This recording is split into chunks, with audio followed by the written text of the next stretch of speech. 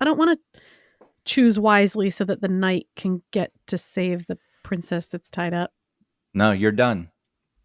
You are in a world where ads are going to catch up to you. You cannot escape them anymore. I know your whole life has been spent avoiding ads, I know. paying additional money that you don't have to avoid ads. Yeah. But YouTube, I know you pay for YouTube. YouTube has gotten to the point where they've become threatening with the pop-up when I go to the site because I have ad blocker on.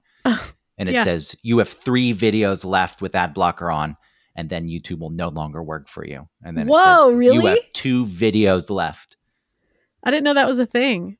Yeah, then I just use a VPN. so then it's not That's so weird. My IP address. It only gives you a certain amount before it'll say you're not allowed to. So it's like it gives you a chance. It's trying to give you a chance.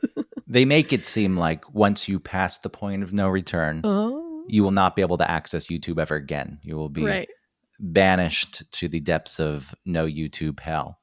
But I feel like the truth is they'll just say you can't access until you turn it off, but we'll gladly let you back. But it's not presented that way. It is worded in a way to instill some sort of fear. Oh no, my YouTube, my precious YouTube, I don't want to lose it.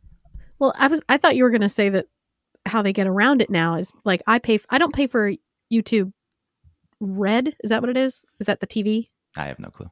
Okay, whatever. I don't pay for that one. I pay for the one where you just don't have to watch the ads. Well, YouTube TV is the TV. Okay. So I don't pay for that, but I pay for the one like the upgraded YouTube. But in the middle of stuff that you watch, they'll do their own personal ad. You know, like they'll break into their own little commercial. So it's like YouTube doesn't pop up the ad whenever it wants, but the person making the YouTube. So it's like, I can't get away from it. No, those you cannot escape because, that's just embedded in the render of the video that they uploaded. Yeah. You can fast forward through it. Skip ahead. Yeah, you can. And then I was watching the 90 Day Fiancé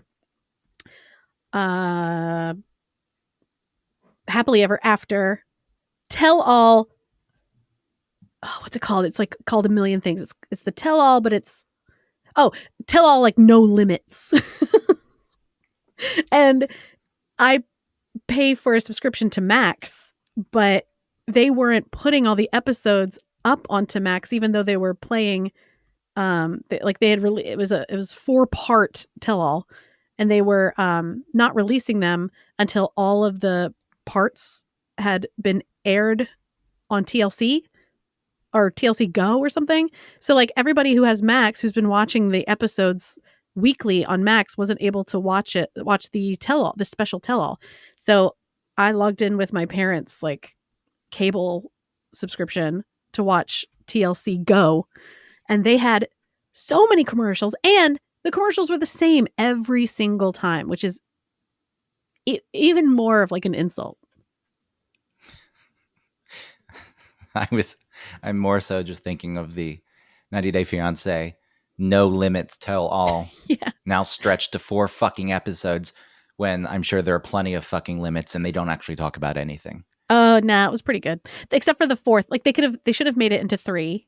Because the 4th was really a dud. But the rest of the stuff was pretty good. Instead of them filming it in one day and maybe stretching it out into 2 parts, they filmed it over multiple days, and they had them all stay at like a big mansion.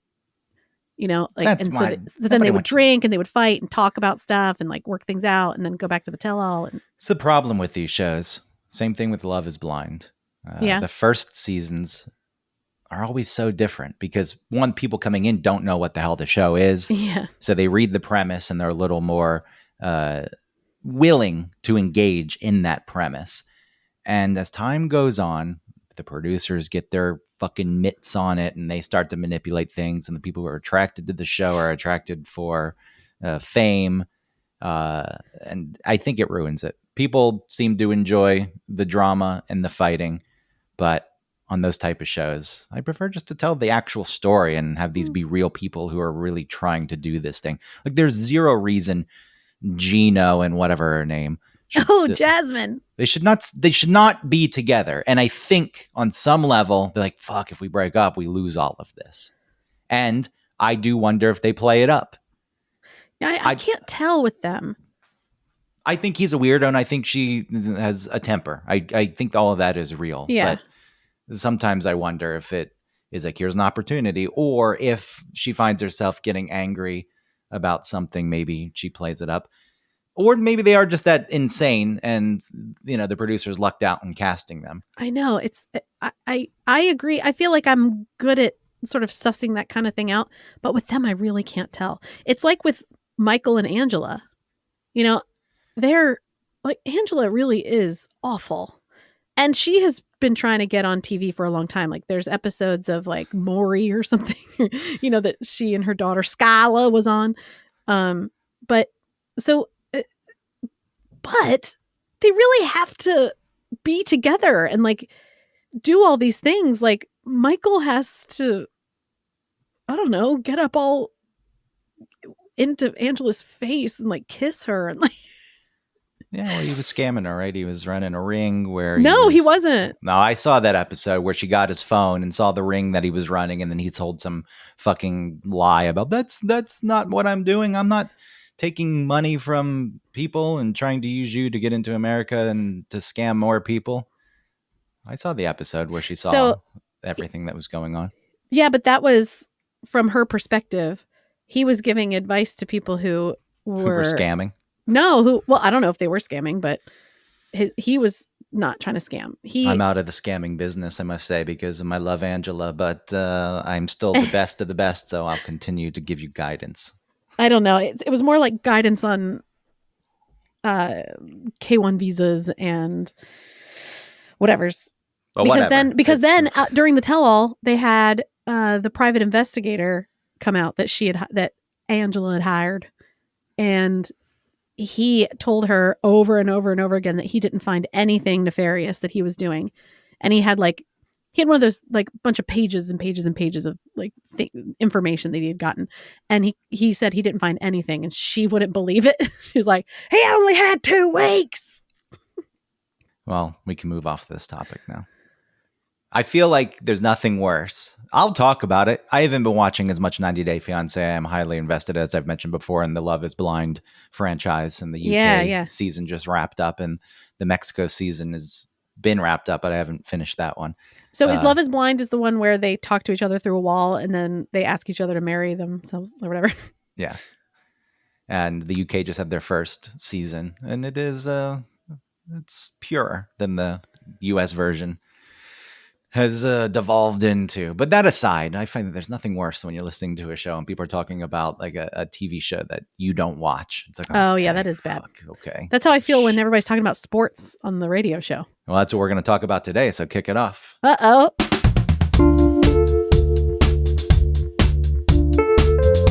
Welcome to One Topic, where we stick to one topic. My name is Autumn Fisher. And my name is Greg Ross. I don't think we're really going to talk about sports, but okay. You going to a baseball game. Yeah.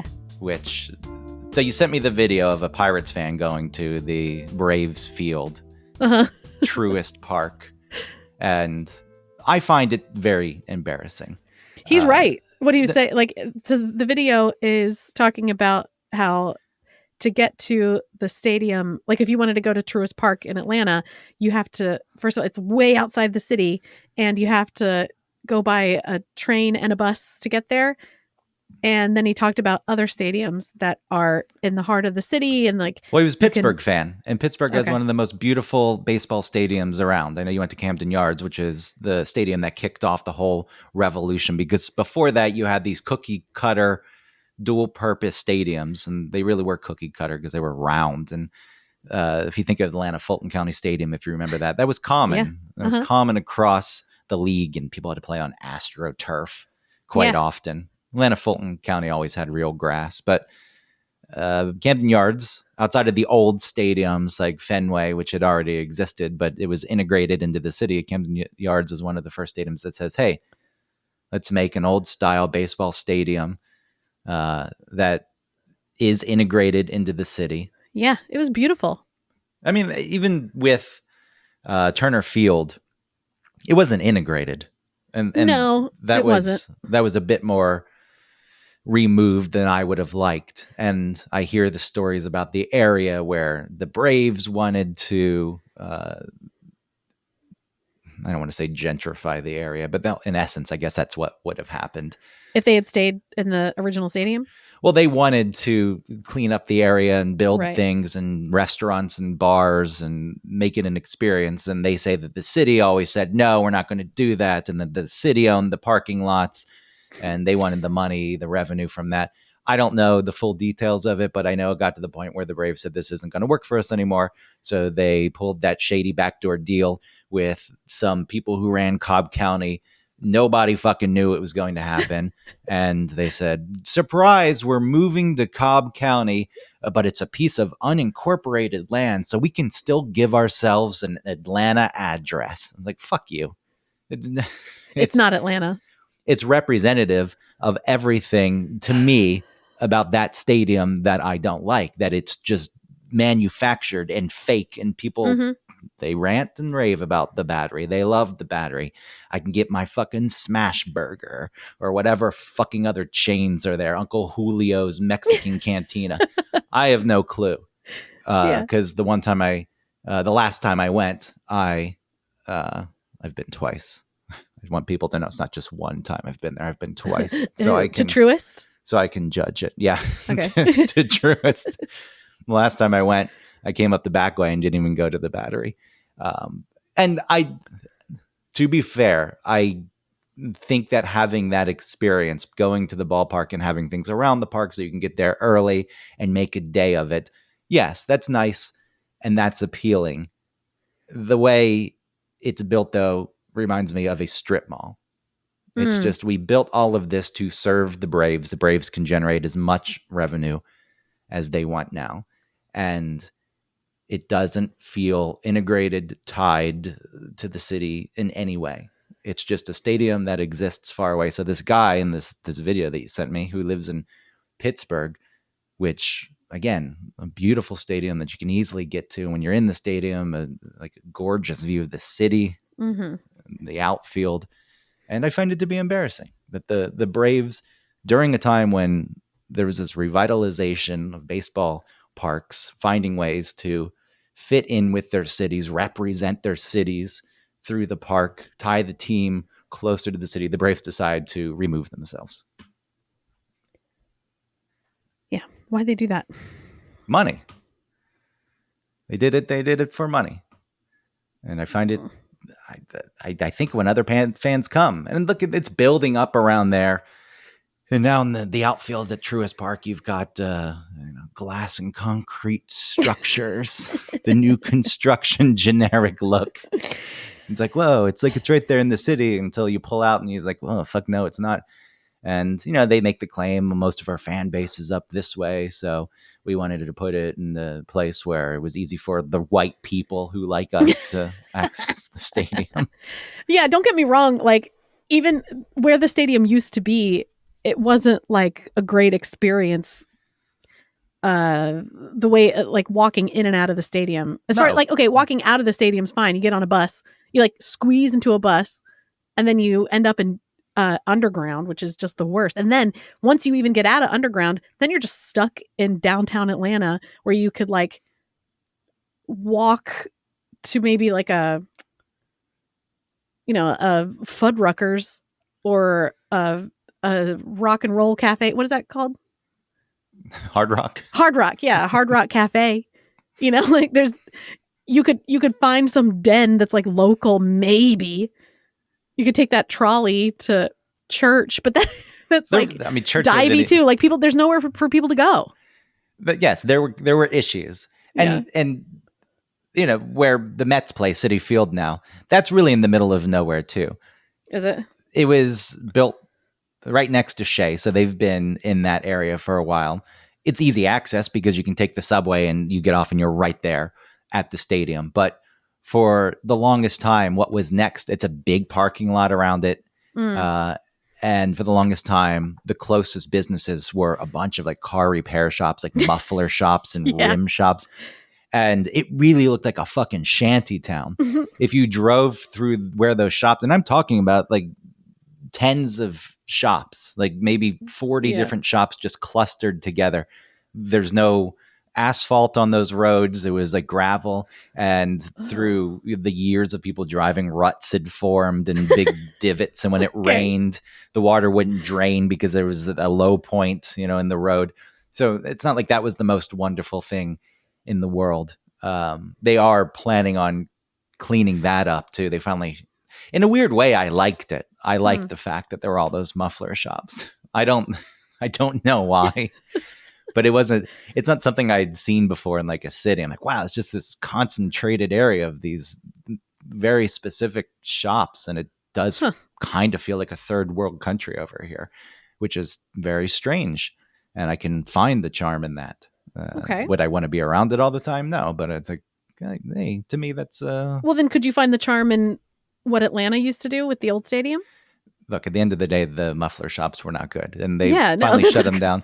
And they're trying to create a better experience for fans so that they can show up and hang around for a bit. But it's also in Queens, and New York is dense as it is.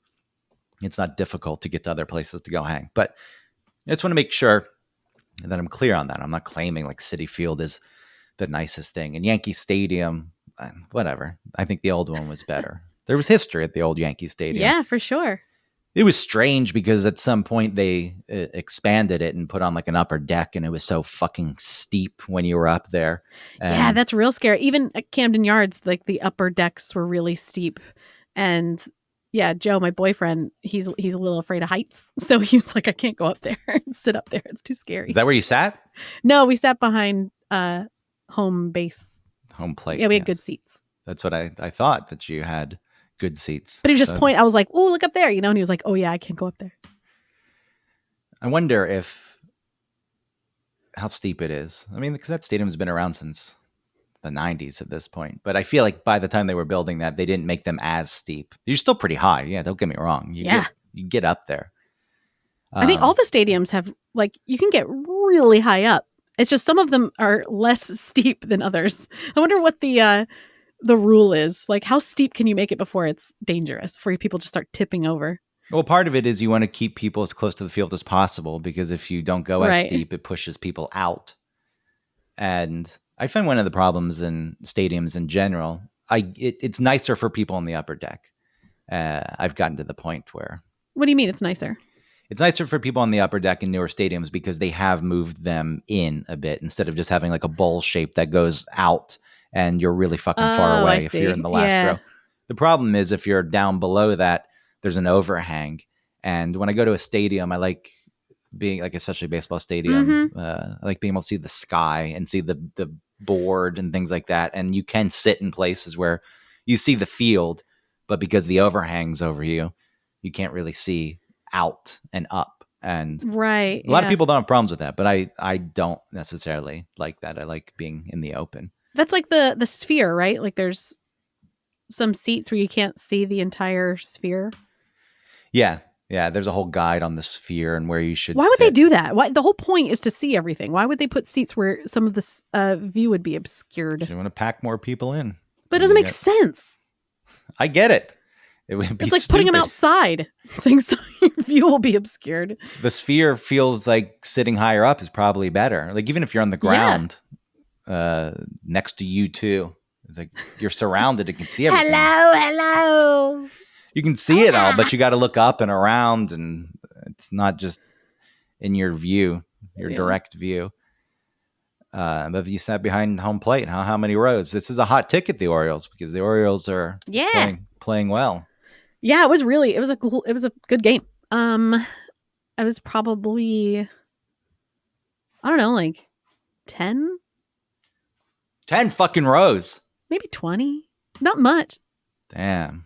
Joe's it was rich. Like the first thing. It wasn't that. It was, we got tickets because so a friend of Joe's is an artist, and he wrote a poem, and the Orioles purchased it, and they use it as their like slogan, like "Can't clip these wings," I think. Okay. And so they give him tickets, and so he gave them to us. Like he was there, and he like invited us. They got to be careful with that though, because while the Orioles are young and good and should be good for the foreseeable future, they have sucked for quite a long time. And when they start to suck again, those wings will be clipped. Like it just lends itself. It just lends itself. It's like, you can't clip We're going to clip these wings. Like if you're the Astros and you beat them. Is that who they were playing? Yeah. Yeah. Fuck the Astros. That's why I was able to name a baseball team so quickly. Fuck the Astros. The Baltimoreans beat the Astros. Stupid. The Barves. And the Philadelphia Foolies. Yay! And the Redcocks. And the Skankies. And the Mutts. Wait, the Mutts? Oh, that's the Mets. Yeah. Failcants. Failcants. That's the Falcons. Oh. It's kind of misleading because if you fail can't means fail. You can't. Yeah, but no, it's just two words: fail and can't. They can't win. They always fail. I love coming up with names for. It's funny. You're good at it. Yeah, some of them are difficult. Yeah. I don't know what I would call the Tampa Rays. You could call them the tampon gays, but then people would say, What are you saying? It's negative to be gay or to have to use a tampon? And I was like, yeah, I guess it does imply that if I'm using it as an insult, so I don't really want to go there. Because I'm not implying that. No, it's just like, these are the words I can make up that are not the words. What about Diamondbacks? D-bags, because they call them the D-backs. Oh, nice. They don't say the Diamondbacks. What about the Chicago Cubs? Chicago cunts. Chicago cunts. I think that's pretty good. Did you say the Yankees one? I said the Skankies. Oh, Skankies. There could be Brewers. Spewers. Awesome. I don't know. Can you do something with Milwaukee? Milk cocky. Yeah, milk cocky spewers. Yeah, milk cocky spewers. Detroit Tigers. I don't know. That one's not coming to mind quickly. One. There's probably something there. The Marlins. Yeah, I see. Before when we were running through these, the Marlins crossed my mind. And it was too hard. If you let me sit and think about it, and use a thesaurus and a rhyming website. Of course you would come up with something brilliant. but off the top of my head. Minnesota Twins. Yeah. That's another instance. That's a hard one. What could you call them? The Twinks. And then people would say, what? You're canceled. I was like, I don't mean it. Then why are you saying it? If there was mini bloda twats. Yeah, so like the White Sox, I'd be happy to make a play that made fun of white people, stupid white people. White twats? Yeah, there you go. Yeah, that's good. Chicago white twats. What? Chicago is funny. You hate white people? Actually, for the most part, I do. I know, I kind of, yeah. I mean, not the most part, but I find most of the annoying people that I know in my life are white. Yeah. All of them, actually, if you ask me. I'm How many other people that aren't white do you know? I have a black friend. Cool. I have a black friend, so I can say nasty things because I have no black friends. I mean, I have people that I'm friendly with, like neighbors and things that are black. And but I just don't feel like I don't have any like friends that are black. I have a friend that's Korean. Do you tell people that? Oh yeah, all the time. I'm like, oh, I wish I could get some bibimbap. That's Korean. My friend's Korean. I never think my brain just doesn't go there. No. I don't think. But if you think about it, you're like, oh shit, I don't have any friends. I take that back. There are times I've thought, wow, I'm hanging out with a black person, like my friend Jeff, and when I go out with him, and if we would find ourselves in a place I wouldn't go by myself or with white friends, like if you went to a black club, then it's noticed. I think, wow, I'm hanging out with black people. Right. And I'm sort of being allowed in a space that I normally wouldn't want to go into, not because Black people are there, but because it's like, this isn't for me. Yeah. The want, I mean, in general, I don't want to go to any club. Sure. I don't. But what I mean, and I don't mean to make it like want to, like I said, because of people that are different than me. And I don't know. No, it's just like, it's not my club. It's not for me. It's for people who are. Yeah. Like going to POC. Dugan's. Oh, yeah. Uh-huh. On Ponce. You got to be gay to go there. Do you? I didn't think it was that. I'm pretty sure it's gay. I thought it was for the African American population of Atlanta. Oh, maybe it is. I Not just for them, you know. Would have been like that was. I hate talking about this shit because I know it is. That's why I kind of do like talking about it, because it is interesting that it is difficult, and then you ask yourself like, well, why is it difficult? It shouldn't be so difficult. We should be able to admit things that are true and not get automatically labeled as racist or because there's nothing that no one's here to label us that, but to start thinking about someone who might say the problem is that people that sound that will say the things that we're saying are racist. And so you start to sound like a racist. Or there's the flip side. I can't even talk about it. No, there's the flip side. I feel like it's my concerns that people are looking for just sound bites to take out of context and strip away any humor or satire and say, listen to what this person said. Mm-hmm. Fucking racist piece of shit. Hates black people. It's like, where did you get that from? Yeah. Hates gay people. What? Because you said the tampon gays.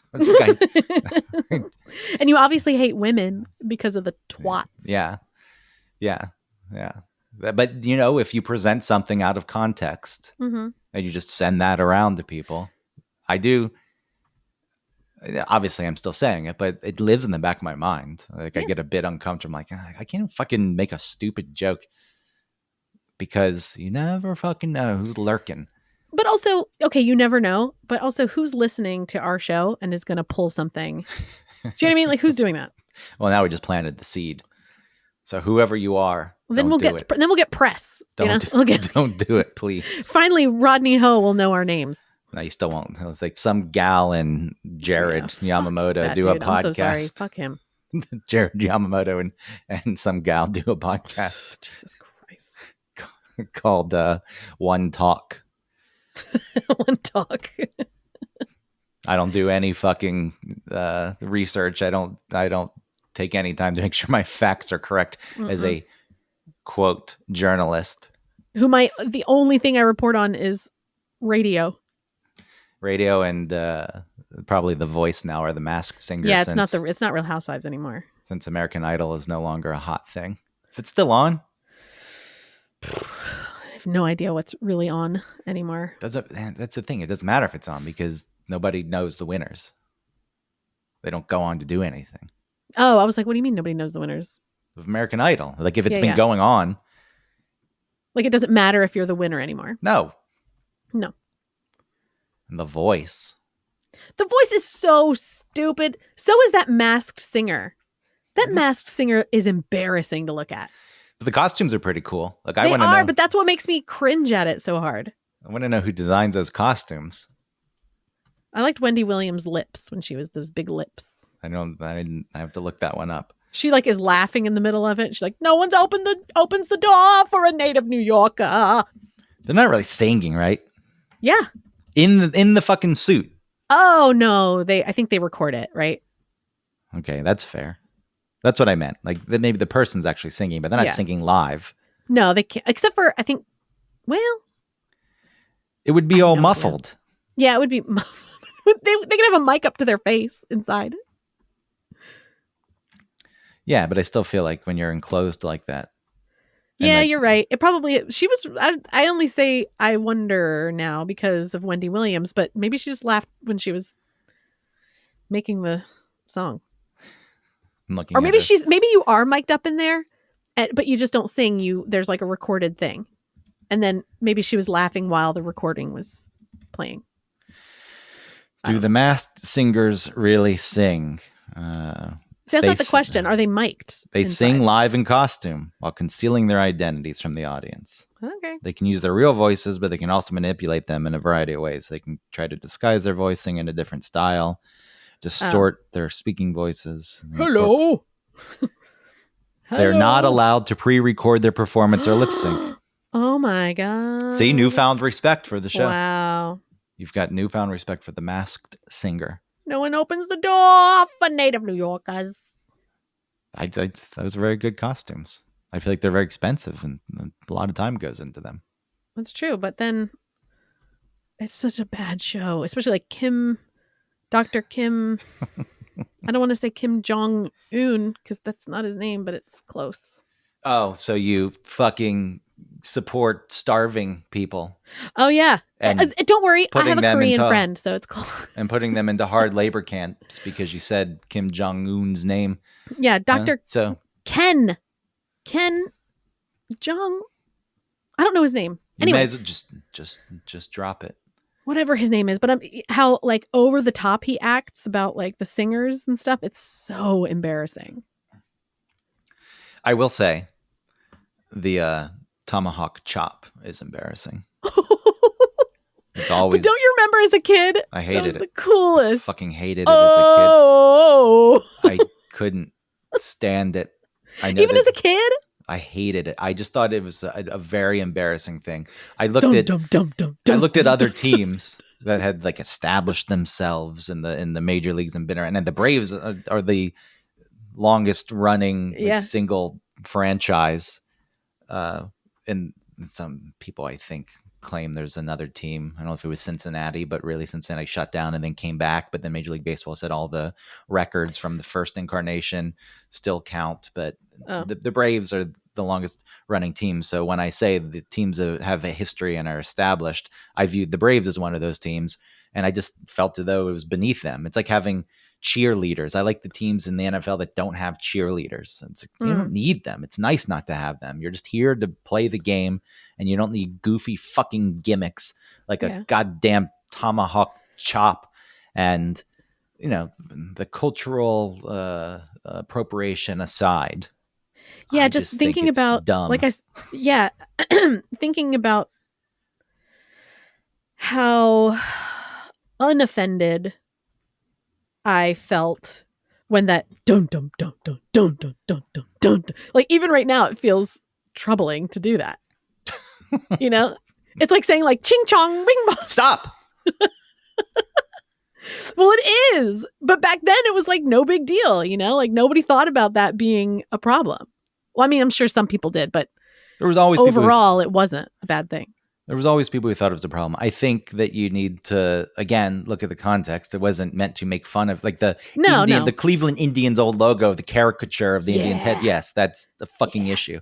Whoopsie. And even one of the Braves old logos, which is not as much of a cartoon. It's like a Chief's head screaming as it's flying through the air. That's what it always. Forgot about that one. That's what it always looked like. But it's like ah! I don't think the chop in itself was meant to degrade anyone. No, it was supposed to be like any types of people. Yeah, of course. But then you make then people go back and say, well, just in general, as white people who put all this together, and nobody asked Native Americans if they even wanted to be named after or wanted teams named after them. It's like, okay, fine, we can go that far. And then you've got people say, well, the Braves are very active with the Native community and they are okay with it. And then people say, well, there's these natives who aren't okay. You're going to find people on all sides of things. Yeah. And maybe it's not my place to say, I don't think the name Braves is offensive. Tomahawk chop is offensive for different reasons. It's fucking embarrassing. It just should not exist.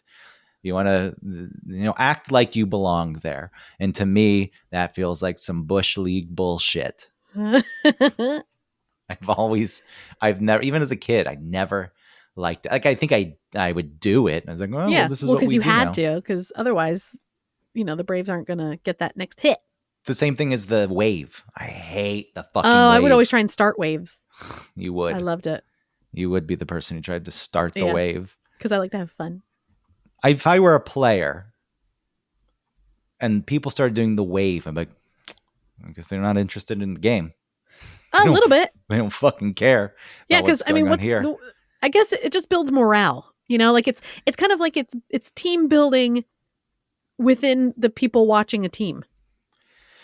It's like we're in this together and we can all work together, and so can the people on the field, and we're gonna win because if we can get it together, so can they. No. If your team's losing 12-0 and you need to keep yourself entertained because you paid the fucking ticket and it's only the third inning and you don't want to leave, then sure, I guess I can understand the wave. Come on, everybody, tomahawk chop. Oh. I also hate the what do they call it? It's like it's not call and reaction, but call and response. Yeah, call and response. Like charge. That one or that one is pretty lame. Like the Deo or whatever it is. I've need Cotton Eye Joe. No, not that one. That's just a weird one too that I think is strange. Like, where did that come from? Why is that a thing? Is it Deo? It's like whatever. Deo. I don't like any of that stuff. I just want the game to be able to exist. Sure, there are times when you want the crowd to get pumped up, and so you play some kind of hype video, and those can work in the moment, in the right moment. Oh, that like da da da da da da da da da da da. No, isn't that one? That is one. I don't like it. I don't want any of it. I think if clap clap clap clap clap clap clap clap clap clap clap. I think if things break out organically, like a chant of "Let's go Yankees," you need a team that has 2 syllables. Then you do the clap. It's like "Let's go Yankees." Yeah, that in itself is borderline, but I feel like that tends to start organically. Fine with it. I feel like the ill-placed hype video is a real embarrassment when like there's no reason to get hyped up because the team's playing like shit. And then like between innings, they've got the montage of the players doing good stuff on the field. And then like a shaky text comes up and it says, "Get loud." Yeah. It's like, now's not the time for that shit. I can get behind those. Something saying.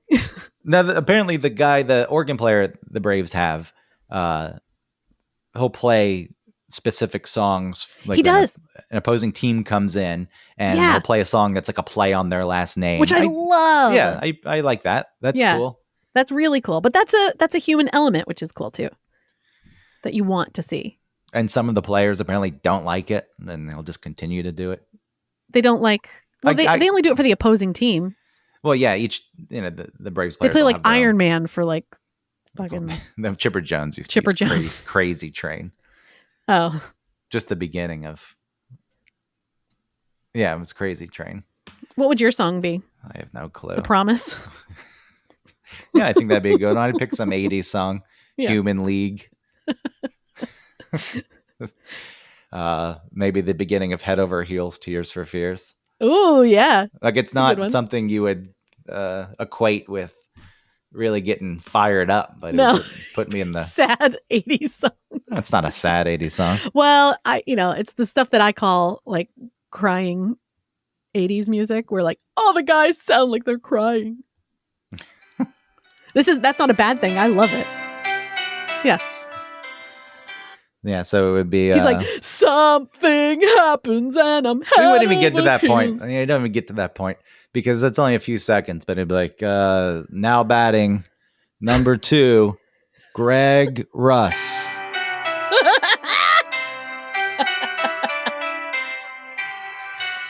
I would love it. That would be. I would love that too. The drum comes in, kind of. Yeah. Instills a bit of motivation. It takes too long to get there, though. That's the problem. Maybe it should be this part. Just that guitar comes in. I'd have to walk slow to the plate. Slow. Then I have to cut off because once you get to the lyrics, you owe money. Here, I would be hold on. Oh, continue.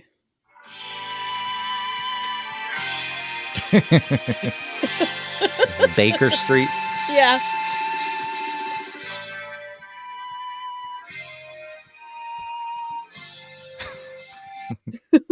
It never gets to it. You have to get to the sax solo. It's way later. Lee and I know my friend.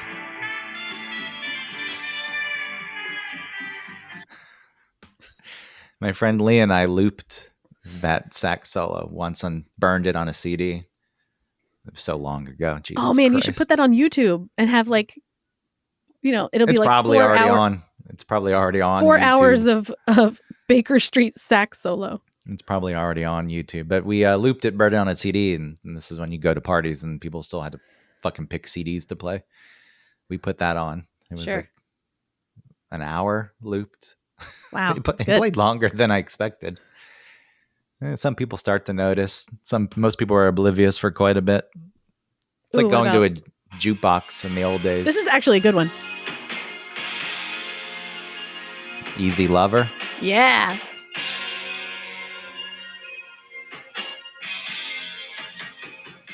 Here we go. Go.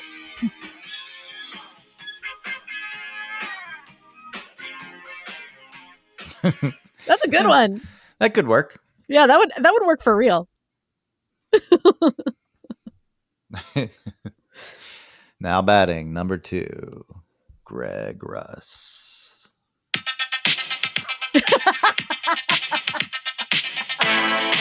Yeah.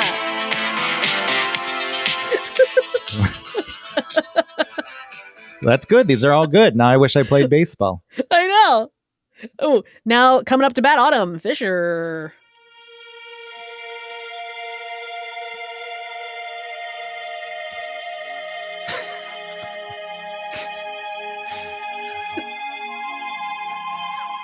That's it. You're already at the plate. You don't have to cut it off.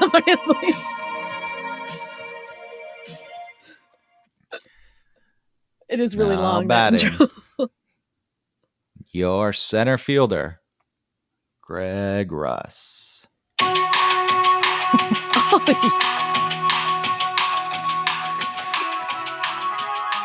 I used to go to bars and loop this.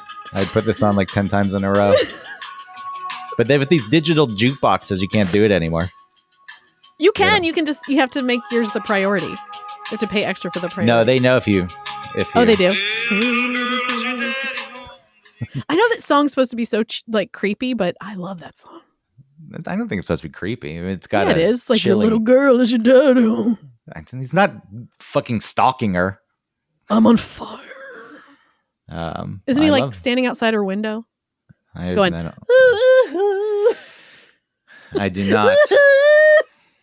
I do not remember. Now, I wish I had played baseball. I know. We really missed out. The Lido Shuffle.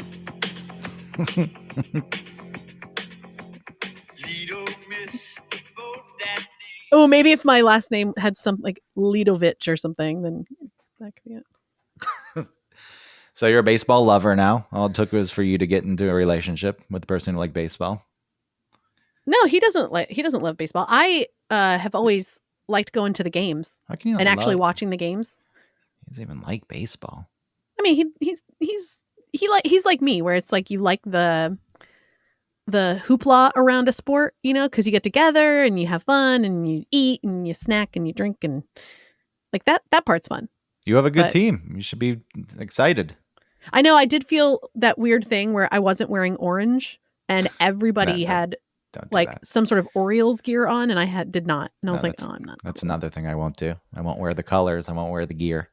But I was surprised at my own sort of insecurity about it. Like, why would I care? I don't know this team. I don't know anything about it. But still, I was like, oh, I'm not wearing orange. The lines I draw are very strange. Like, I will not wear, I do not want to wear the color of the team. I do not want to buy a jersey. I do not want to buy a hat. I don't want to do the tomahawk. You sound like a chop. Dr. Seuss. It does, but the team still has too much of a fucking emotional effect on me. The Braves had high hopes this season. Yeah. And you're still bothered by them? It got to the point in May. This is early in the season, but the Phillies are out by already like 7 games and like 7 games ahead in the standings. I'm like, fuck this. The Braves fucking suck. The injuries are starting to mount up. And I just stopped watching. And every once in a while I'll peek, but I have no clue. I know the Braves have even more injuries and it's all falling apart this season for them. But I couldn't tell you where they are in the standings. I have just... And normally if they were doing well, you would know that stuff? Call me a fair weather fan, if you will, but man, the way the fucking Phillies fans, and some of it's goddamn Reddit. I don't need to be on Reddit, but if you go read like the fan bases going at each other, and like the past couple seasons, the Phillies knocked the Braves out of the playoffs, and the Braves were good, and they're fucking the dirtiest fucking team in baseball. And I'm not talking about the way they play, the Phillies. I'm talking about the way they look. They just look like they fucking smell like BO. Like the whole team is the filthiest fucking pigsty team I've ever seen in my life. And yeah, and then you read the fans and they come in and they make the claim that every Braves fan is a Southern redneck racist. And well, people get really into it. It's not like friendly Barves being traded.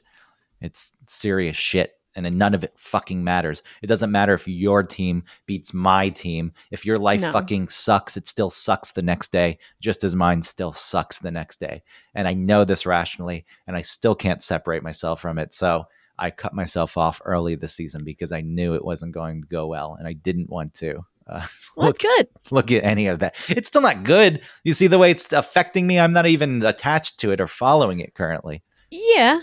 But you're doing the right thing by getting rid of it so that it doesn't do that to you. And then if you want to do the work on why it's doing that, that's different. But at least just protecting yourself, and that's good. It's like I have dread. I don't even enjoy watching the games.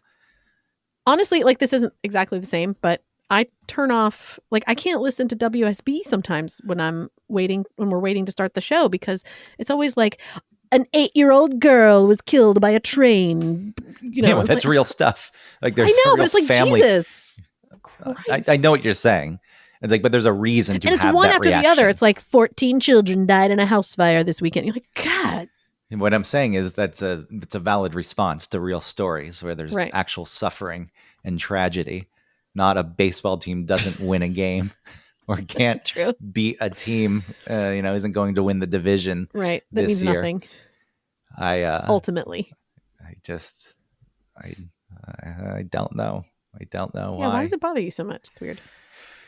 I don't know. Like when the Braves were in the playoffs last year, I will not watch a game. Like I every so often check Google to see the score. And when they're losing, my stomach fucking sinks, and I see that the Phillies are winning. I'm like, what the fuck? Yeah, who cares? God fucking damn it. And then it's embarrassing to say you're even a fan of the Braves because they have that dumb tomahawk chop and they play in a suburban stadium. So the whole thing has to become secret.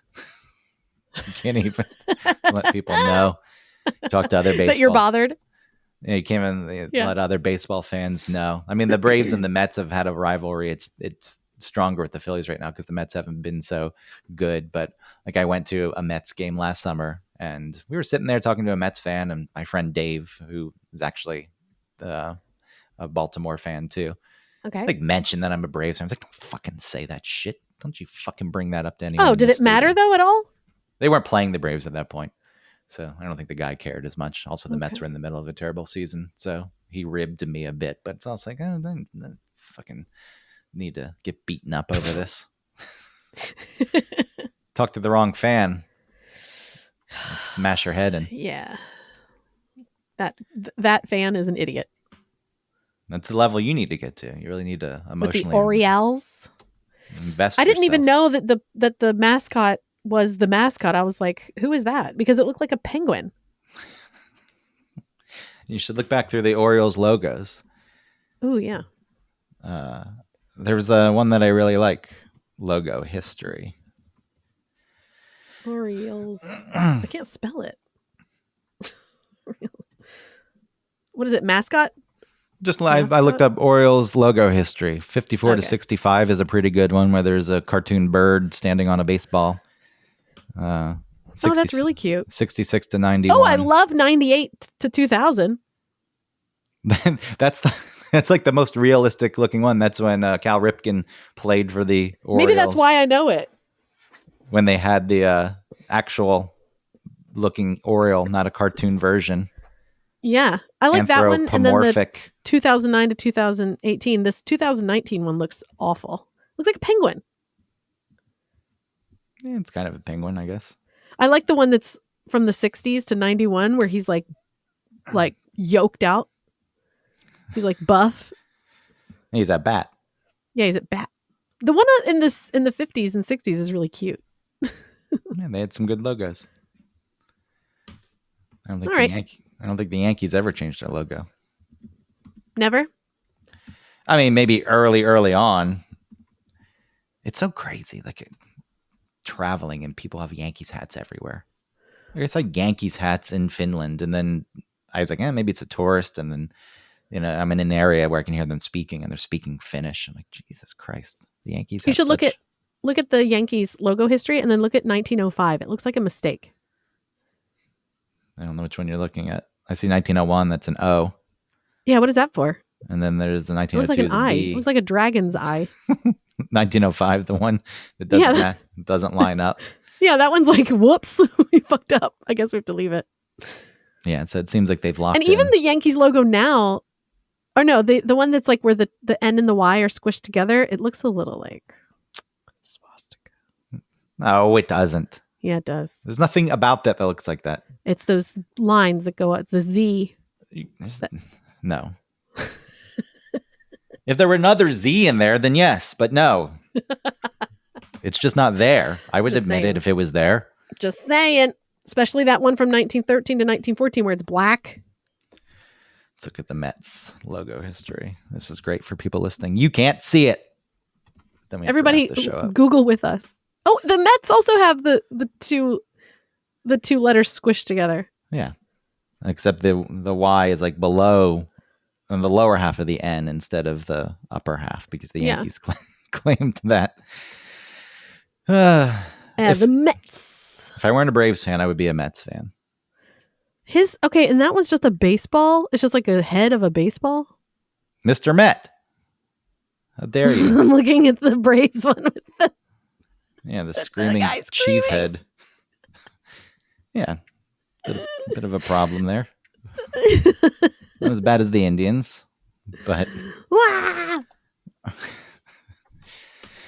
if again, because the Braves and the Mets have a long rivaled history, if you remove the Braves living in New York, I would root for the Mets, the underdog team, the working man's team, instead of the Yankees.